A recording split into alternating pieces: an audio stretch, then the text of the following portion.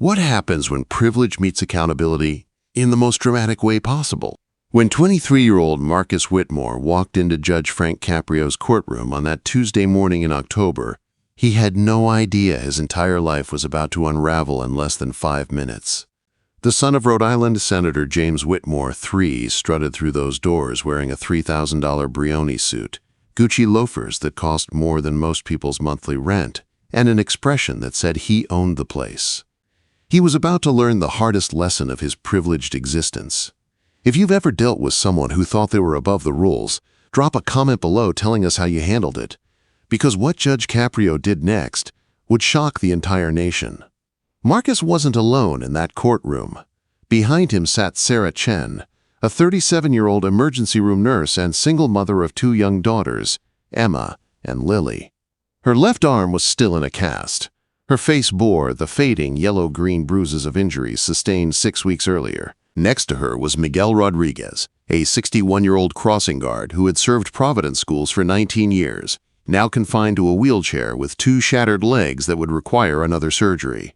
And in the back row, barely visible, sat Jennifer Morrison, a college sophomore whose dreams of becoming a concert pianist had been crushed, along with the nerves in her right hand. All 3 of them were there because of Marcus Whitmore. All 3 lives forever altered by one reckless decision. Hit that subscribe button if you believe that no amount of money or power should place anyone above justice. The charges were serious: reckless driving causing severe bodily harm, leaving the scene of an accident, driving under the influence, and attempting to bribe a police officer. But Marcus didn't look worried. He looked annoyed, like this was all some tremendous inconvenience, interrupting his important life. His lawyer, a slick corporate attorney named Harrison Blackwell from a prestigious Boston firm, had already filed 8 motions to dismiss. They'd tried every trick in the book, questioning the validity of the breathalyzer, challenging the traffic camera footage, even attempting to discredit the eyewitnesses. Nothing had worked. Now they stood before Judge Caprio, and Marcus had one final card to play, one his father had assured him would make all of this disappear. Judge Frank Caprio entered the courtroom with the same gentle dignity that had made him beloved across Providence and beyond. At 78 years old, he moved with deliberate care, his kind eyes scanning the room with the wisdom of someone who had seen every type of case, every kind of person, every possible human situation over his 5 decades on the bench. He had built a reputation for compassion, for understanding, for giving people second chances when they deserved them. He was known for reducing fines for struggling families, for listening to people's stories with genuine empathy, for finding the humanity in every case. But he was also known for something else: his absolute intolerance for those who showed no remorse, no accountability, no respect for the court or for the lives they had damaged. Like this video right now if you believe true justice requires both mercy and accountability. The bailiff, Officer Thomas McKenna, called the court to order. The usual preliminaries unfolded. Case number 2024 CV8847. The State of Rhode Island versus Marcus James Whitmore. Judge Caprio reviewed the file before him, his expression growing more serious with each page he turned. The evidence was overwhelming.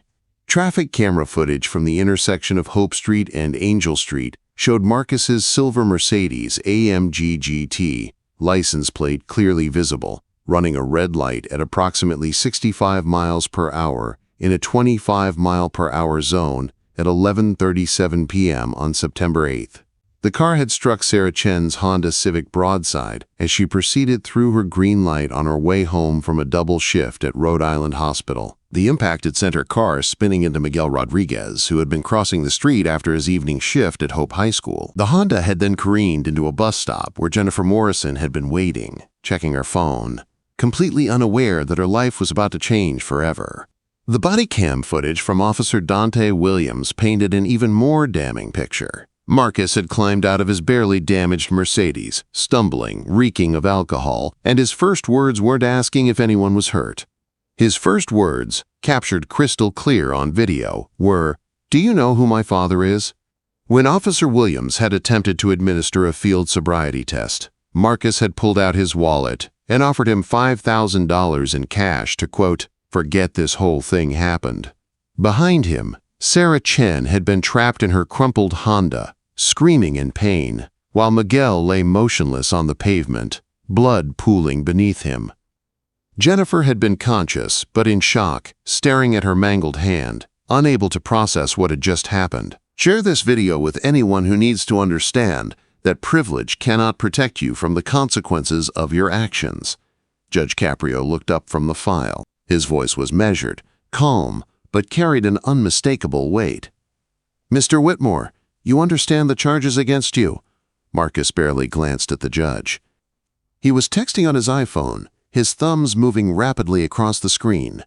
Harrison Blackwell nudged him sharply. Marcus looked up with obvious irritation, like a child forced to acknowledge an authority figure he didn't recognize. "Yeah, I understand," he said, not even bothering to add, "Your Honor." A ripple of shocked murmurs spread through the courtroom. Judge Caprio's expression didn't change, but those who knew him well could see the almost imperceptible tightening around his eyes.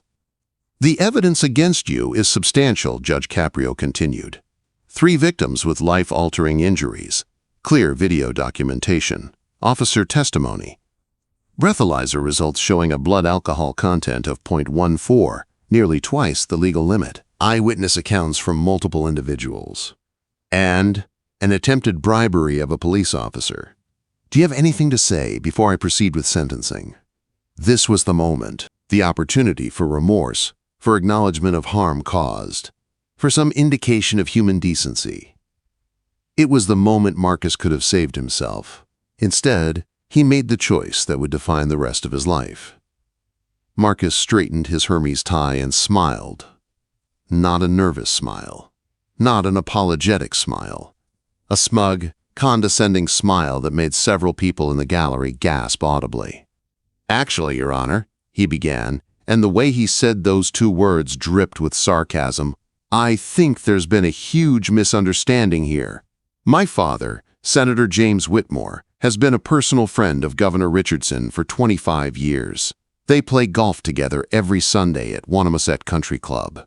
I'm sure if you just give him a call, we can clear all this up and stop wasting everyone's time." He paused, letting his words sink in, then added with a laugh, "I mean, come on. Look at these people. The nurse will be fine, she's got insurance. The old man was going to end up in a wheelchair eventually anyway. And the college girl, she can switch majors. Nobody actually died. This is being blown way out of proportion." The courtroom erupted. Sarah Chen let out a sob. Miguel's wife, Rosa, who had been sitting beside his wheelchair, stood up shouting in Spanish. Jennifer Morrison's mother had to be restrained by her husband. Officer McKenna called for order, his voice booming through the chaos.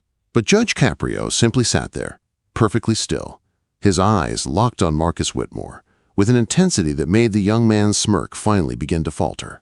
When the room quieted, Judge Caprio spoke, and his voice had changed. The warmth was gone, replaced by something cold and implacable as steel. "Drop a comment right now telling us about a time you witnessed instant karma, because what happened next would become one of the most watched courtroom moments in internet history." The video clip would rack up 47 million views in 3 days. It would be analyzed by legal experts on CNN, discussed on morning talk shows, and turned into countless memes. But in that moment, in that courtroom, it was just one judge facing one arrogant young man who had never been told no in his entire life. "Mr. Whitmore," Judge Caprio began, and his tone could have frozen fire, "in my 50 years on this bench, I have seen humanity at its absolute worst and at its inspiring best.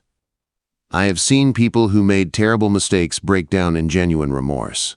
I have seen individuals from desperate circumstances take full accountability for their actions. I have seen wealthy defendants show true contrition and poor defendants make excuses. But in all my years, I have never, and I mean never, witnessed the level of callous disregard for human suffering that you have just displayed." He paused, letting his words hang in the air. Marcus shifted uncomfortably, his confidence beginning to crack. "You seem to be under the impression that your father's connections grant you immunity from consequence. Let me disabuse you of that notion right now." Quote. Judge Caprio pressed a button on his desk. A large screen descended from the ceiling, something unusual for his courtroom, but he had specifically requested it be installed for this hearing. "I want you to watch something, Mr. Whitmore. In fact, I want everyone in this courtroom to watch this." The lights dimmed slightly. The screen flickered to life, showing hospital security footage. The timestamp read September 8, 2024, 11:52 p.m. The images were from Rhode Island Hospital's emergency department. Sarah Chen was being rushed in on a gurney, her arm bent at an unnatural angle, her face contorted in agony, crying out for her daughters, asking if they would be okay without her, begging the doctors to make sure someone called her sister to pick them up from the neighbor's house. The camera showed medical staff cutting away her clothes, revealing massive bruising across her torso, her ribs broken in 4 places, her spleen lacerated and bleeding internally. The footage shifted. Miguel Rodriguez on an operating table, a team of trauma surgeons working frantically. The chief surgeon's voice, captured on the recording, "We're losing him. His blood pressure is crashing. Get me 4 units now." For 8 hours they fought to save his life. His legs were so severely damaged that amputation was seriously discussed. His pelvis was fractured in 3 places. Internal bleeding required 2 emergency transfusions. Rosa Rodriguez sobbed quietly in the gallery as the footage showed her husband, a man who had spent nearly 2 decades ensuring the safety of children, fighting for every breath. Then Jennifer Morrison. The camera showed her sitting in an examination room, a hand surgeon explaining to her and her parents that the crush injury to her right hand had severed multiple tendons and nerves. The footage captured the exact moment she understood what this meant. Her face crumpled. Her mother's scream echoed through the speakers. Jennifer had been accepted to Juilliard on a full scholarship, scheduled to start the following semester. She had spent 15 years, since age 4, practicing piano 4 hours every day. She had won the National Young Arts Foundation competition. She had performed at Carnegie Hall. And in 1 second, because Marcus Whitmore decided to drive drunk, all of it was gone. The hand surgeon's voice on the recording. "Even with multiple surgeries, she'll never regain full function. She'll never play professionally. I'm so sorry." If you're watching this and your heart is breaking for these victims, hit that like button and leave a comment with words of encouragement that I can pass along to people facing similar situations. Because what Judge Caprio did next would restore faith in the justice system for millions of people. The lights came back up. The screen went dark. Judge Caprio let the silence stretch, let the weight of what everyone had witnessed settle into every corner of the courtroom. Marcus Whitmore had gone pale. His swagger had evaporated. His hands were shaking. But Judge Caprio wasn't done. Not even close. "Mr. Whitmore, I want you to understand something very clearly. Each of those people had a life. A full, complete, meaningful life." Sarah Chen works 70-hour weeks at one of the best trauma centers on the East Coast. She saves lives, real lives. She has 2 daughters who depend solely on her. Her husband died of cancer 3 years ago, and she's been doing it alone, every day, never complaining, just working, caring, loving her children. She couldn't work for 6 weeks after your collision. She lost $2,000 in income. She had to ask her church for help paying rent. Do you understand what that means for someone as proud and independent as she is? Quote, Marcus opened his mouth, but no words came out. Judge Caprio continued, relentless. Miguel Rodriguez has been a crossing guard for 19 years. Do you know why? Because 30 years ago, his own daughter was hit by a car walking to school. She survived, but he decided that day that he would spend the rest of his working life making sure other parents never went through what he went through. He's been hit by cars 3 times doing his job, minor injuries each time, but he always went back. Because he cared. He genuinely cared about the safety of children he didn't even know. Now he's in a wheelchair. He'll likely never walk normally again. The school district had to retire him on disability.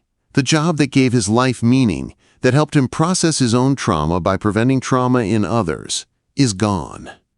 Because you decided your convenience, your fun, your desire to drive drunk was more important than his life. The judge's voice grew even more intense. And Jennifer Morrison, 19 years old. A prodigy. I've watched videos of her performances. She had a gift that comes along maybe once in a generation.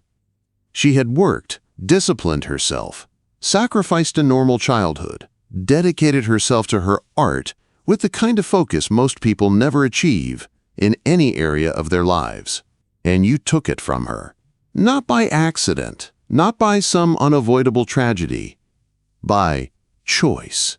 You chose to drink. You chose to drive. You chose to speed. You chose to run that red light.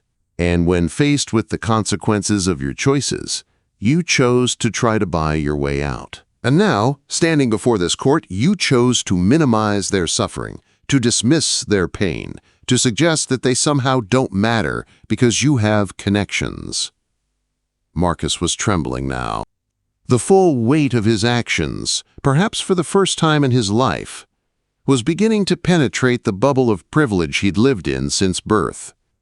But Judge Caprio had one more revelation, one more piece of information that would change everything. He pulled out a folder, different from the case file he'd been reviewing.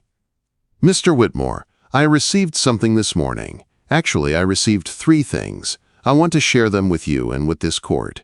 He opened the first document. "This is a letter from Sarah Chen. Would you like to know what she wrote?" He didn't wait for an answer. He began to read, his voice steady but filled with emotion. "Dear Judge Caprio, I want you to know that I don't hate Marcus Whitmore. I'm angry, yes. I'm hurt.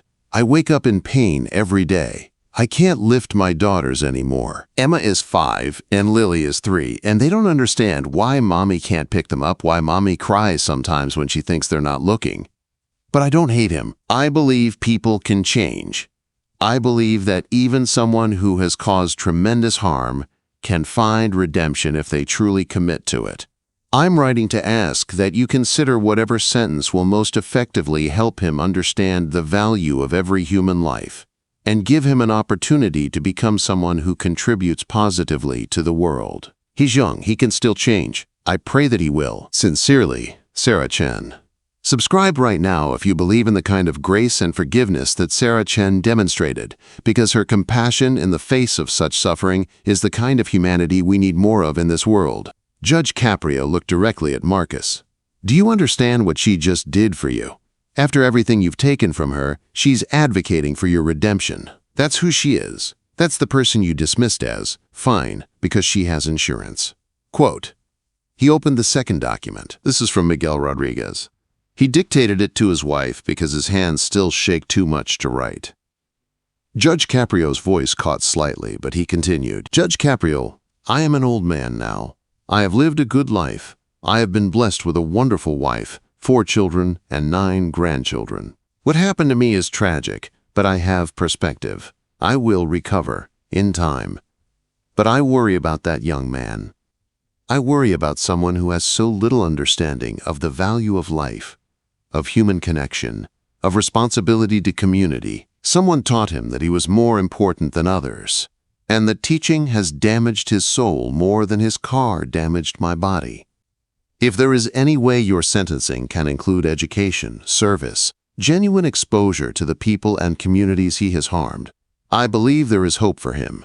I don't want revenge, I want restoration. For all of us, including him, Miguel Rodriguez."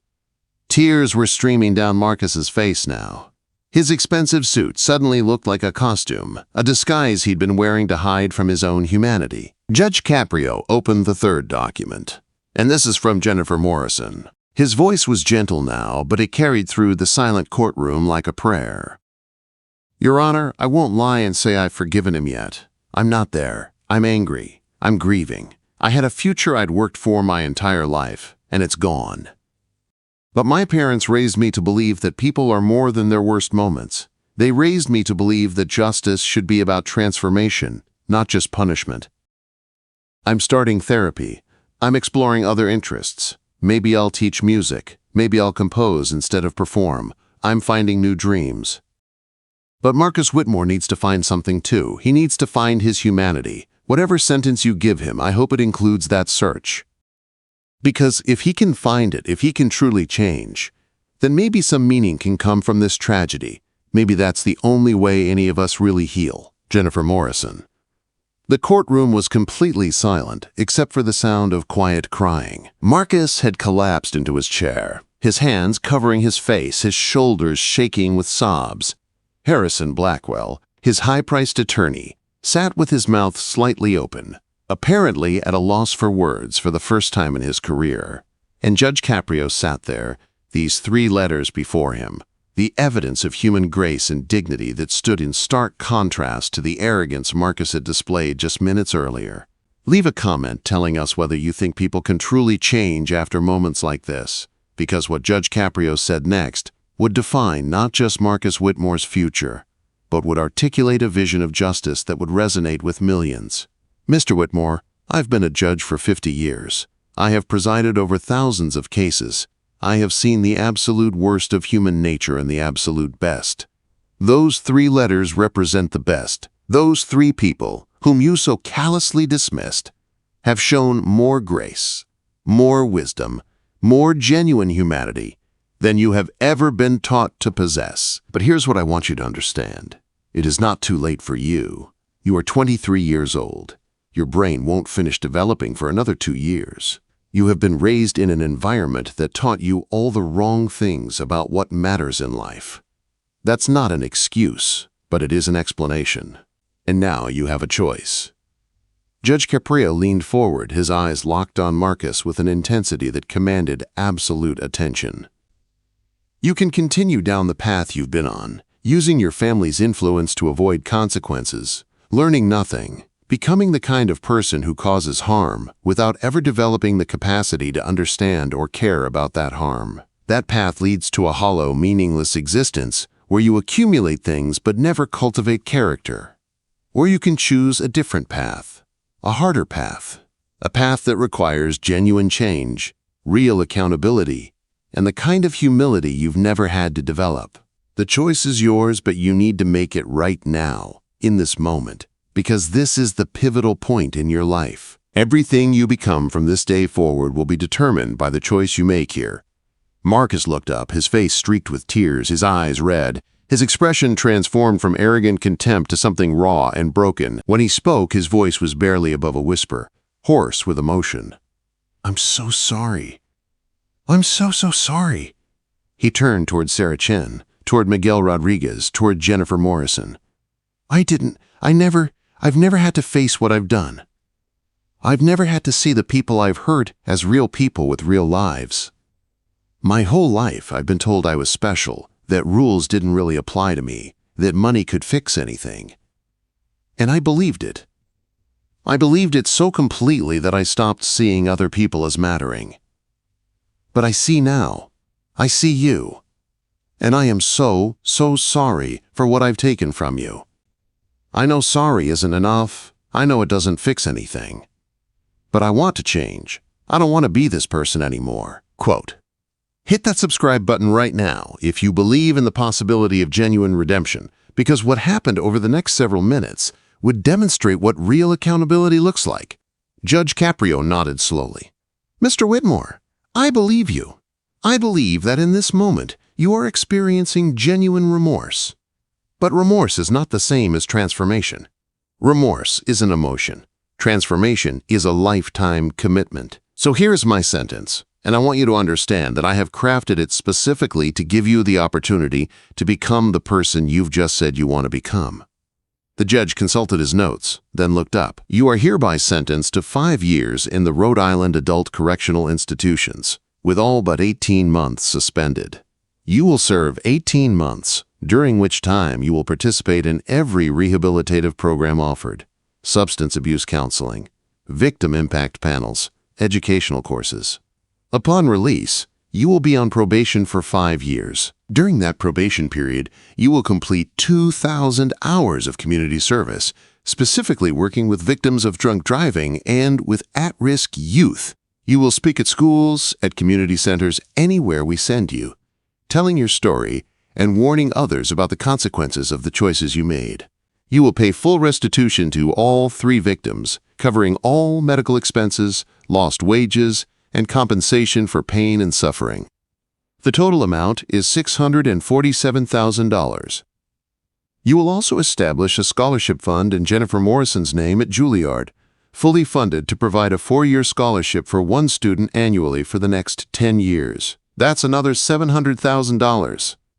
Marcus was nodding, accepting each condition without hesitation, Judge Caprio continued. But here's the most important part.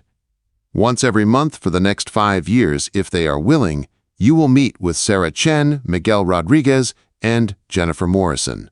Not to apologize again, not to seek their forgiveness, but to show them, through your actions and your transformation, that their grace was not wasted. You will demonstrate through the life you build that their compassion helped create something meaningful, that their decision to advocate for your redemption rather than simply your punishment was justified. Do you accept these terms? Quote, Marcus stood, his legs unsteady, his voice firm despite his tears. Yes, Your Honor, I accept. And I promise, I swear, I will spend the rest of my life proving that I can change, that I can become someone worthy of the grace they've shown me. Judge Caprio banged his gavel. Then this court is adjourned. As Officer McKenna moved to take Marcus into custody, something unexpected happened. Sarah Chen stood up. She walked slowly across the courtroom, her arm still in its cast, her steps measured. She stopped in front of Marcus. For a long moment, they just looked at each other. Then she said, quietly, but clearly enough for everyone to hear, I meant what I wrote. I believe you can change. Don't waste this chance. Quote, share this video with someone who needs to see what real justice looks like, because this story doesn't end in that courtroom. It continues through the months and years that followed, and what Marcus Whitmore did with his second chance would surprise everyone, including himself. The video of that hearing went viral within hours. News outlets across the country picked it up. Legal analysts debated Judge Caprio's sentence. Some thought it was too lenient. Others praised the restorative justice approach. But everyone agreed on one thing. They'd never seen anything quite like it. Marcus served his 18 months at the adult correctional institutions. But unlike many wealthy defendants who try to make their time as easy as possible, Marcus volunteered for the most challenging programs. He became a peer counselor in the substance abuse unit. He got his associate's degree through the prison education program. He participated in the victim impact panels, listening to countless stories of people whose lives had been shattered by drunk drivers, letting each story break his heart a little more, letting that pain transform him. Other inmates, many of whom had initially resented this rich kid, who they assumed was getting special treatment, began to respect him. They saw someone genuinely trying to change. Officer Marcus Webb, who had been assigned as his unit supervisor, would later tell reporters, I've worked corrections for 22 years. You develop a sense for who's running a game and who's real. Marcus was real. I watched him go from this arrogant, broken kid to someone with purpose. He helped other inmates prepare for their GED exams. He mediated conflicts. He organized a program where inmates wrote apology letters to their victims and participated in restorative justice circles. He became a leader, but not in the dominating way, in the service way. That's when I knew the change was genuine. During those 18 months, Marcus kept his promise. Every month, under escort, he met with his 3 victims. The first meeting was excruciating.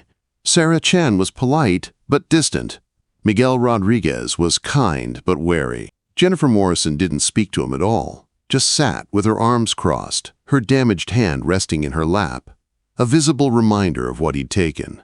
Marcus didn't make excuses. He didn't ask for forgiveness.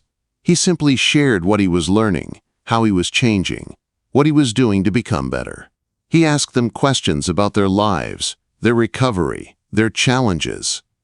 He listened, really listened, perhaps for the first time in his life. By the third meeting, something had shifted. Jennifer asked him what he was reading. He told her about a book on restorative justice by Howard Zehr. She said she'd read it too, that her therapist had recommended it. They talked for 20 minutes about healing and accountability, and the difference between punishment and transformation. Sarah told him about her daughters, how Emma had asked if the man who hurt Mommy was a bad man or a sad man. Marcus had broken down, saying he'd been both but was trying to become someone different. Miguel shared stories from his years as a crossing guard, the children he'd watched grow up, the parents who'd thanked him. He told Marcus, "You can't undo the past, Mijo, but you can create a different future. That's your work now." Drop a comment about whether you believe genuine transformation is possible, because 18 months later, when Marcus walked out of the adult correctional institutions, he was a different person. Not because he'd served his time, but because he'd used that time to fundamentally reconstruct who he was. His father, Senator Whitmore, had barely visited him during his incarceration, ashamed of the publicity, angry that Marcus had accepted the sentence rather than fighting it with expensive appeals. But his mother, Caroline Whitmore, had come every week. She told him she was proud of him for the first time in years, not for his accomplishments or his status, but for his courage in facing what he'd done. Marcus's community service began immediately upon release. He started speaking at high schools across Rhode Island and Massachusetts. His talks were raw, honest, and powerful. He showed the hospital footage from his court hearing with permission from his victims. He showed his booking photo, his prison ID, the letters that Sarah, Miguel, and Jennifer had written. He talked about privilege and accountability and the moment his life could have ended or changed. Teenagers who normally would have tuned out another adult lecture sat in rapt attention. Teachers reported that his presentations had more impact than any drunk driving prevention program they'd ever hosted. One high school principal in Pawtucket wrote to Judge Caprio, "Marcus Whitmore spoke to our entire senior class of 400 students. You could hear a pin drop." After his presentation, 17 students came forward to talk about their own experiences with substance abuse or family members who drove under the influence. 3. Asked for help getting into treatment programs. In my 30 years as an educator, I've never seen a single presentation have that kind of immediate, tangible impact. Whatever you did in that courtroom, it worked. This young man is saving lives. Like this video right now if you believe that sharing these stories can help prevent tragedies, because Marcus's transformation was having a ripple effect that extended far beyond what anyone could have predicted. He started a nonprofit organization called Second Chances, focused on helping young people who had made serious mistakes but showed genuine commitment to change. The organization provided legal support, counseling services, educational opportunities, and mentorship. Marcus funded it entirely himself, using money from a trust fund he'd previously spent on cars and clubs and clothes. Within 2 years, Second Chances had helped 73 young people turn their lives around. But the most profound transformation wasn't in the programs or the speeches. It was in the ongoing relationship between Marcus and his 3 victims. Those monthly meetings, which could have ended after his release, continued. They became genuine friendships, built on the foundation of the most painful experience of all their lives. Sarah Chen invited Marcus to her daughter's birthday parties. Emma and Lily called him Mr. Marcus and showed him their drawings from school. He helped Sarah move into a better apartment after she got a promotion at the hospital. He was there, not as the man who hurt her, but as someone who had become part of her extended community through the alchemy of forgiveness and change. Miguel Rodriguez asked Marcus to speak at his granddaughter's quinceañera about the importance of second chances and never giving up. Standing before Miguel's entire extended family, Marcus shared how this man he had nearly killed had taught him more about grace and dignity than anyone in his privileged upbringing ever had. Miguel, now using a walker rather than a wheelchair thanks to months of grueling physical therapy, stood beside him with his hand on Marcus's shoulder. Rosa Rodriguez, who had every reason to hate Marcus forever, hugged him and told him he was welcome at their table any time. And Jennifer Morrison, the young woman whose dreams Marcus had destroyed, found new dreams. She did become a music teacher, working at a performing arts school in Providence. She also became a composer, creating pieces that explored themes of loss and resilience and transformation. Her first major composition was called Broken Notes, a symphony of second chances. It premiered at the Providence Performing Arts Center, performed by the Rhode Island Philharmonic. Marcus was in the audience, along with Sarah, Miguel, Judge Caprio, and hundreds of others whose lives had been touched by this story. When Jennifer took the stage after the performance, her scarred right hand clearly visible, she said, "This piece was born from the worst moment of my life, but it became something beautiful because people chose grace over bitterness." That's the real music, not what our hands can play, but what our hearts can create from even the most shattered experiences. Quote, "Subscribe and share this video to spread the message that real justice isn't just about punishment, it's about transformation and restoration." 3 years after that infamous court hearing, Marcus Whitmore wrote a letter to Judge Caprio. The judge later shared it publicly with Marcus's permission, and it's worth reading in full. "Dear Judge Caprio, 3 years ago I stood in your courtroom as one person and walked out beginning the journey to become someone completely different. I wanted to update you on that journey, not because I'm seeking your approval, but because you deserve to know what your decision created. I'm now finishing my bachelor's degree in social work at Rhode Island College. My GPA is 3.9. I've been sober for 3 years, 1 month, and 17 days. I attend AA meetings 3 times a week and sponsor 2 younger men who are fighting their own battles with addiction. I've completed 1,843 hours of my community service requirement. I've spoken to more than 20,000 students at 57 schools across New England. I've received 112 letters from young people telling me that my story prevented them from making similar choices." The letter continued, "But the numbers don't capture the real change. The real change is that I see people now. I see them as complex, valuable, irreplaceable individuals with their own stories and struggles and dreams. I see the homeless man on the corner not as a nuisance but as someone's son who lost his way. I see the elderly woman struggling with her groceries not as an inconvenience slowing me down, but as someone who deserves help and respect. I see the teenager making bad choices not as a fool, but as someone who needs guidance. Sarah, Miguel, and Jennifer taught me to see. Their grace broke through the walls of privilege and entitlement I'd built around myself. They showed me what it means to be truly human. My father and I are slowly rebuilding our relationship. He's had to face some hard truths about how he raised me, what values he prioritized, what example he set. We have dinner once a month now, and we actually talk, really talk, maybe for the first time in our lives. My mother tells me she got her son back. But I know the truth. She got a son she never really had before, because I was never really present, never really grateful, never really aware of how blessed I was, or how much responsibility came with that blessing. You gave me 18 months of incarceration, but what you really gave me was the chance to become free. Free from the prison of my own selfishness. Free from the cage of my own entitlement. Free to become someone I can respect when I look in the mirror. Thank you for seeing potential in me when I couldn't see it in myself. Thank you for believing that justice could be about healing rather than just punishment. And thank you for giving 3 incredible people the platform to teach me what grace really means. Respectfully, Marcus Whitmore." Judge Caprio later told an interviewer, "That letter is why I do this job. Not every case ends this way. Not every defendant chooses transformation. But when they do, when someone genuinely commits to change, the impact ripples outward in ways we can't even measure." Marcus didn't just change his own life. He's prevented countless tragedies by sharing his story. He's helped dozens of other young people find their way back from serious mistakes. He's shown 3 people who suffered tremendously because of him that their decision to choose grace over vengeance created something meaningful. That's restorative justice at its finest. The story could end there, a perfect narrative of fall and redemption. But life isn't that neat, and Marcus's journey had one more crucial chapter.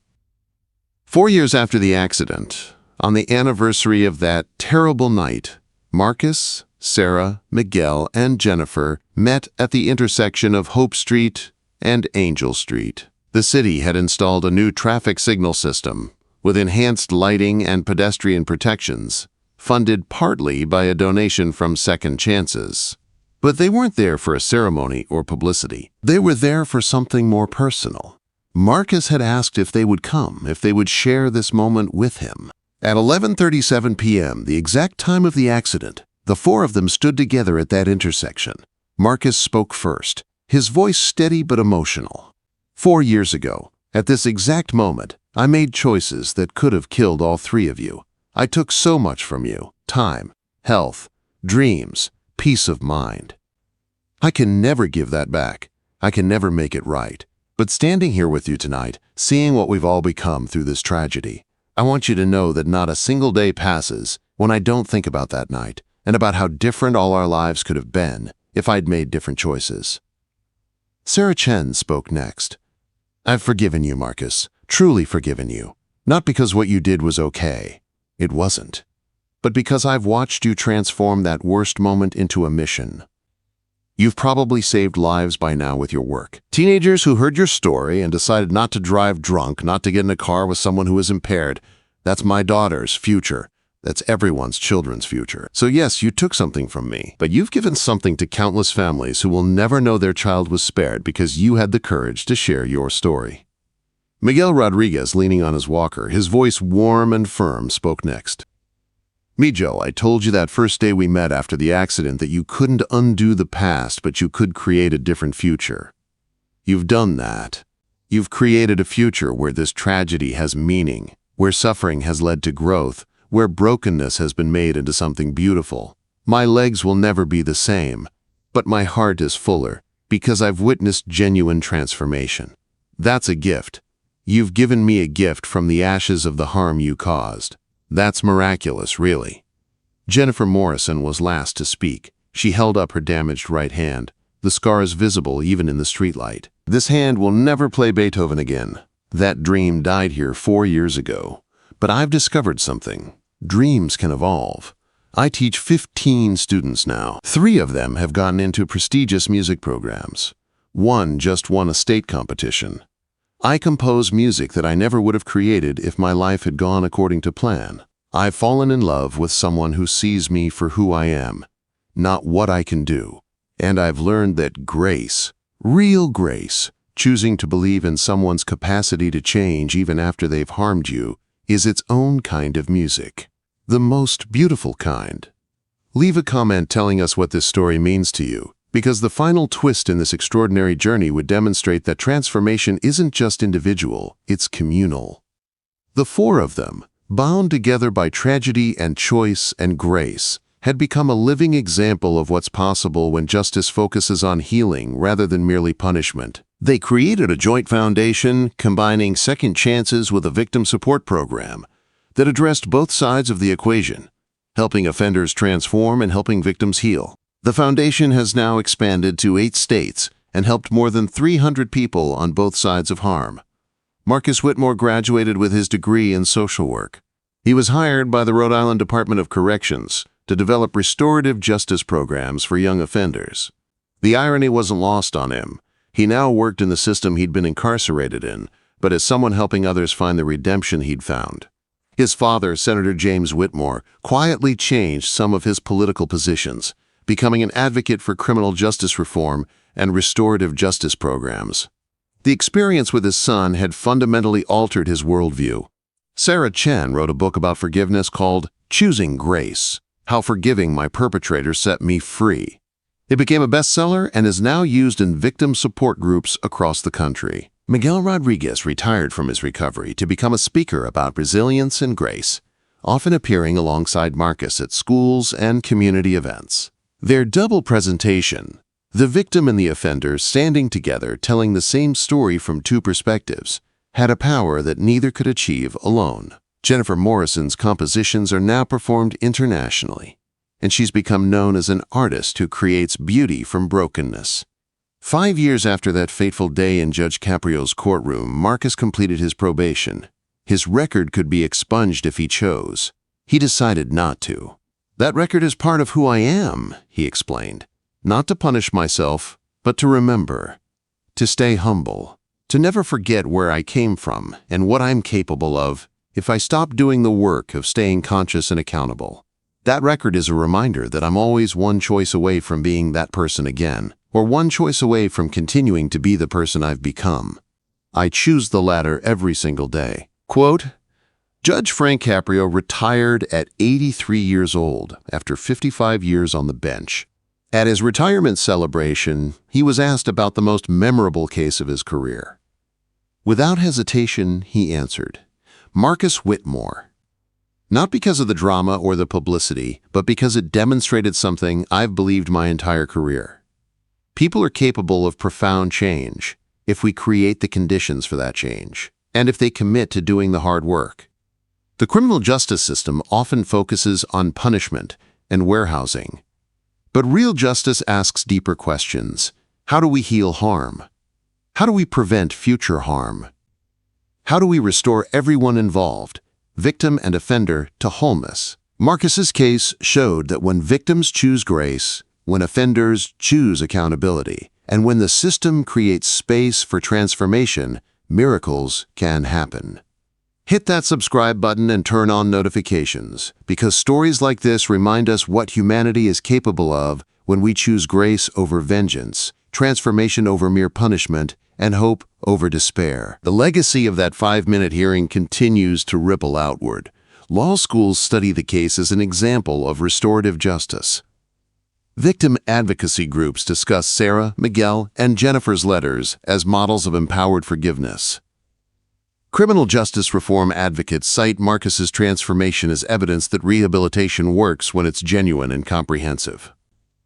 And thousands of young people have heard Marcus speak and made different choices because of his willingness to share his worst moments. The story of Marcus Whitmore and Judge Caprio teaches us several profound truths. First, that privilege can blind us to the humanity of others, creating a dangerous sense of invulnerability and entitlement that leads to devastating choices. Second, that accountability isn't just about punishment, but about forcing us to face the full weight of our actions and their impact on real human lives. Third, that grace has transformative power that punishment alone can never achieve. Fourth, that redemption is possible but requires genuine commitment, humility, and ongoing work.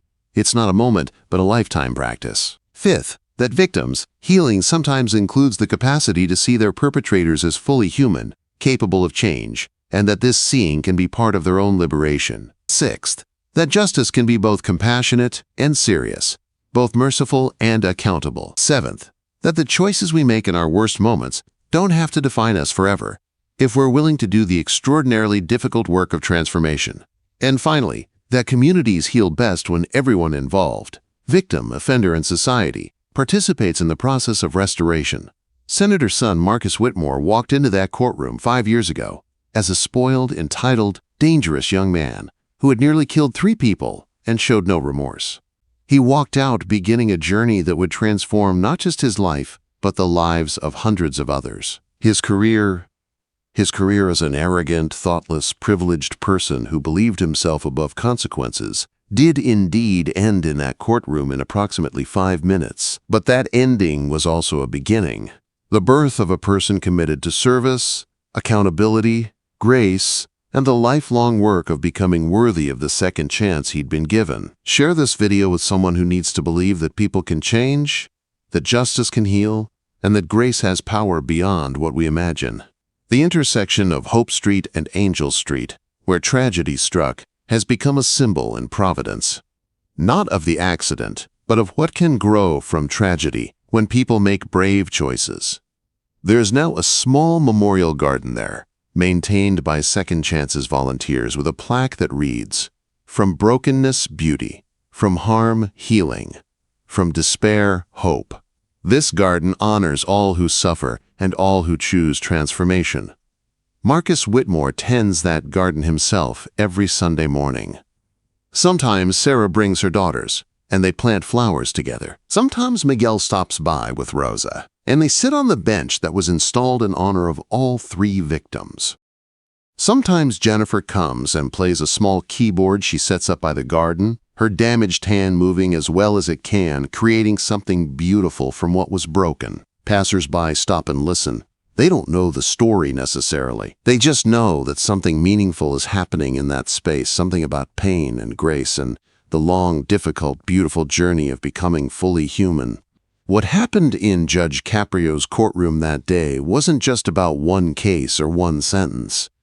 It was about a vision of justice that sees both the harm done and the humanity in everyone involved. It was about the belief that our worst moments don't have to be our final moments, that change is possible, that grace is powerful, and that communities heal best when they focus on restoration rather than merely retribution. It was about 4 people, 3 victims and 1 offender, choosing the harder path, the path of accountability and forgiveness and transformation, and discovering that this harder path leads somewhere beautiful. So here's my final question for you, and I really want you to drop a comment with your answer. If you were in Sarah, Miguel, or Jennifer's position, could you choose grace? Could you advocate for your perpetrator's redemption while still holding them accountable? And if you were Marcus, would you have the courage to accept accountability and do the lifelong work of transformation? These aren't easy questions. They cut to the core of what we believe about justice, humanity, forgiveness, and change. But they're the questions that matter most, the questions that determine what kind of society we create, what kind of people we become. Thank you for watching this incredible story of fall and redemption, of privilege and accountability, of harm and healing. Subscribe to this channel for more stories that restore your faith in humanity's capacity for change. Like this video if you believe grace and accountability can coexist. Share it with someone who needs to hear that transformation is possible. And remember, we are all always one choice away from becoming our worst selves or our best selves. The choice is ours. Every single day, the choice is ours. Marcus Whitmore made the wrong choice one terrible night, but when given another chance, he made the right choice every day after that. And that's the power of redemption, the possibility that's available to all of us if we're willing to do the work. That's justice. Real justice. Justice that heals.